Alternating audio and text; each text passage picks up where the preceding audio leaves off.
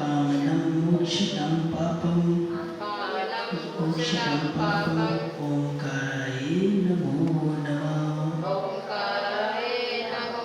पूरी वर्धमान ससनाय श्री महावीर भगवान की जय। अवधनाथ भगवान के कर्म और मोक्ष कल्याणक महामहोत्सव की जय।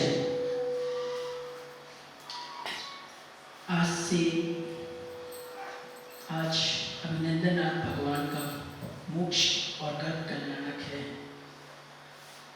अभिनंदननाथ भगवान हस्तिनापुर से मोक्ष पधारे।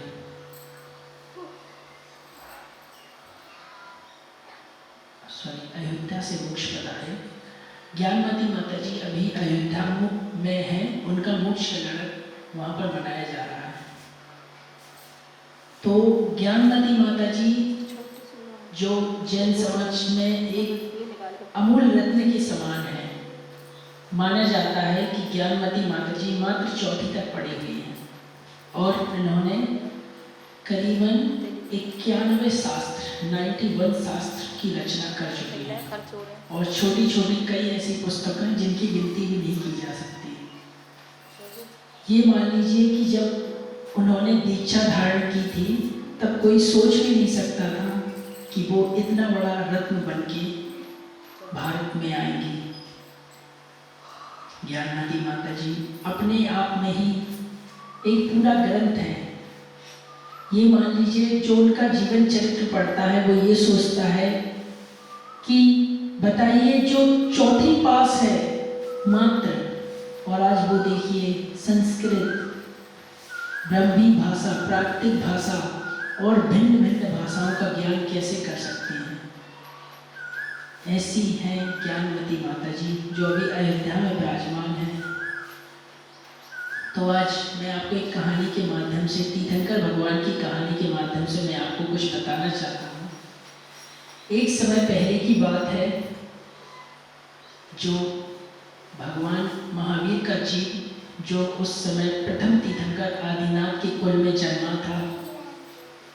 तो आदिनाथ के कुल में जन्म लेते ही वहाँ पर जो कहते हैं आचार्य कह सकते हैं या पुरोहित कह सकते हैं, जो कुंडली देखकर ये बताते हैं कि आगे बालक का क्या स्वरूप रहेगा। तो ऐसे ही जब भरत, उनके पुत्र थे भरत और बाहुबली, उनके 2 पुत्र बताए गए हैं, यानी कि उनके 101 पुत्र थे, 2 पुत्रियां थी। तो उसमें बड़े भरत और बाहुबली थे। तो भरत का ये बताया जाता है कि भरत के पुत्र हुए हैं मारीच। मारीच नाम था उनका। ये महावीर भगवान का जीव था। जब आदिनाथ भगवान के यहाँ पर पोते का जन्म हुआ तो आदिनाथ भगवान ने पुरोहितों को बुलाया गया। लेकिन उस समय आदिनाथ भगवान जब पुत्र का जन्म हुआ और पुरोहित को बुलाया गया तो पुरोहित ने जब उनके पुत्र का भाग्य देखा तो उन्होंने बताया कि इसके भाग्य में तो तीर्थंकर प्रवृत्ति का बंध है। ये इस भाव या आने वाले किसी भी भाव में तीर्थंकर बन सकता है। ये बात जानकर प्रथम तीर्थंकर आदिनाथ की खुशी का कोई ठिकाना नहीं रहा। पुत्र के तीर्थंकर प्रवृत्ति के बंध का सुनकर भरत के भी खुशी का कोई ठिकाना नहीं रहा। परंतु देखिए संसार की विकट माया देखिए कि यही बात जब उन्होंने पुरोहितों ने भरत और आदिनाथ भगवान को बताई तो ये बात वहाँ के आसपास के किसी ने नहीं सुनी। लेकिन जो बालक मारीच था उसको इस बात का ज्ञान हो गया। देखिए जन्म लेते ही उसे इस बात का ज्ञान हो गया कि मेरी तीर्थंकर प्रवृत्ति का बंध बनेगा। भरत ने भी एक समय के बाद मुनि दीक्षा धारण कर ली और वो भी वैराग पथ पर चल पड़े। और उसके बाद फिर पुनः मारीच को राजा बनाया गया या सम्राट बनाया गया। सम्राट बनते ही उन्होंने 365 मत चलाने चालू कर दिए।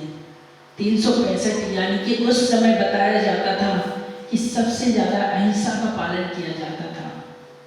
वहाँ पर सिर्फ एक ही कुल माना जाता था कि पूरे भारतवर्ष में केवल जैन कुल या क्षत्रिय कुल, क्षत्रिय जैन कुल है।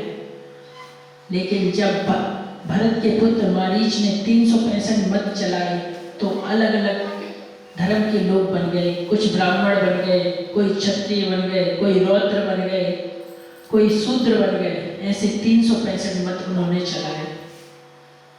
मत चलाने का उद्देश्य उसका ये था कि मैं ही परमेश्वर हूँ। उसका ये कहना था कि मैं कुछ लोगों को नीचे रखूंगा तो कुछ लोगों को ऊपर।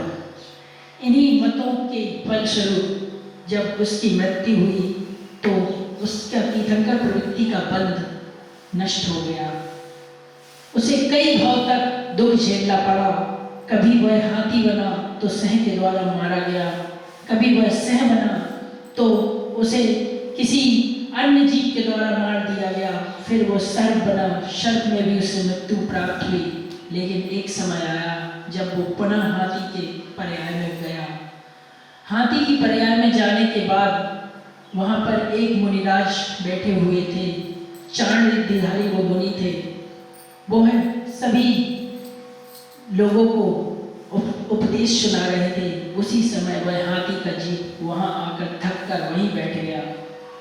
वहीं बैठने के बाद उसने मुनिराज के उपदेश सुने।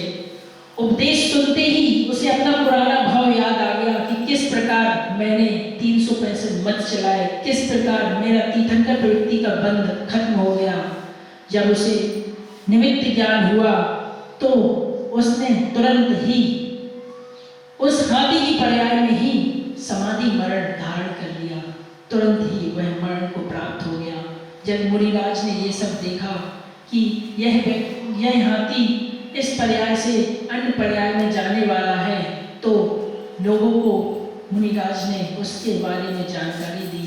क्योंकि जब भी कोई मुनिराज या कोई श्रावक किसी जीव को मरते हुए देखता है और उसे जिज्ञासा होती है कि ऐसा क्यों हो रहा है कि अभी तो ये हट्टा कट्टा था और फिर कैसे मर गया, तो यही सोचकर मुनिराज से सभी लोगों ने पूछा कि मुनिराज इसे क्या हो गया है, क्यों मृत्यु को प्राप्त हो रहा है। तो मुनिराज ने उन्हें पूरा वृत्तांत बताया कि किस प्रकार ये तीर्थंकर प्रवृत्ति का बंध रखने वाला मारीच था और किस प्रकार ये इतनी पर्याय को घूमकर इस हाथी की पर्याय में आया है। हाथी की पर्याय में जब उसने समाधि मरण को प्राप्त किया तब भी उसका भाव नहीं सुधरा। वह मनुष्य कुल में जन्मा और फिर उसने अपना जीवन त्याग दिया। अपने माता पिता को विदा करके मुनि पद धारण कर मुनि बन के निकल पड़ा और एक सिंह के द्वारा उसका भक्षण कर लिया गया। देखिए संसार की कितनी विकट माया है कि जहाँ एक 24वां तीर्थंकर की एक सिंह के द्वारा खाया गया, भक्षण किया गया।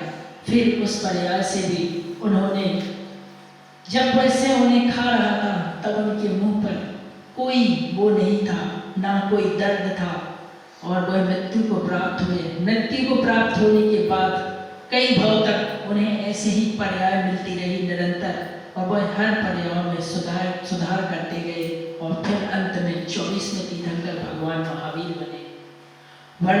बालक वर्धमान का जन्म सिद्धार्थ के कुल में हुआ, जो उनके पिता का नाम सिद्धार्थ था और माँ का नाम त्रिशला था। तो उनके कुल में इनका जन्म हुआ।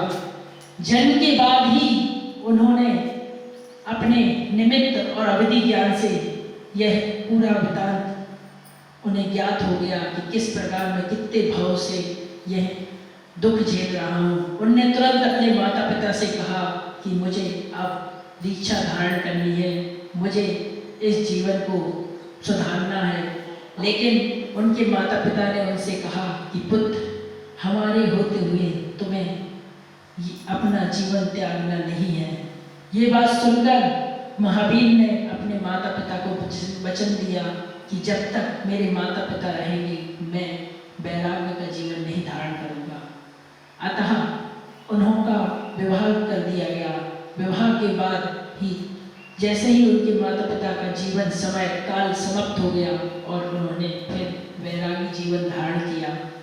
वैसे बताया जाता है कि उनका जन्म एक ब्राह्मण के कुल में था, लेकिन देवों द्वारा उनका जन्म त्रिशला माँ के गर्भ में करवाया गया था। तीर्थंकर बनते ही उन्होंने सारे वस्त्रों का त्याग कर दिया और मुनि पद धारण कर तीर्थंकर प्रवृत्ति के बंध के लिए आगे बढ़ चले और एक दिन उन्हें केवल ज्ञान की प्राप्ति हुई और वह मोक्ष पद के धारी हुए। इसी प्रकार हम भी मोक्ष पद के धारी बने और उनके बताए गए निर्देशों पर चलते रहे। उन्होंने एक नारा चलाया था, जियो और जीने दो, सत्य अहिंसा प्यारा है, यही हमारा नारा है। इसी प्रकार इन नारों को हम भी अपने जीवन में उतारें और उन्हीं की तरह एक दिन तीर्थंकर प्रवृत्ति का बंध हमारा भी बने और हम भी मोक्ष प्राप्त करें। इसी मंगल भावना के साथ जवानी के ज्ञान से सूझे लोकालो, सुवाणी मस्तक नमो सदा देते हो दो। हे जनवाणी भारती तोय जपो दिल रे, जो तेरी शरणा करे सो पावे सुख चैन। देव भजो हरिहन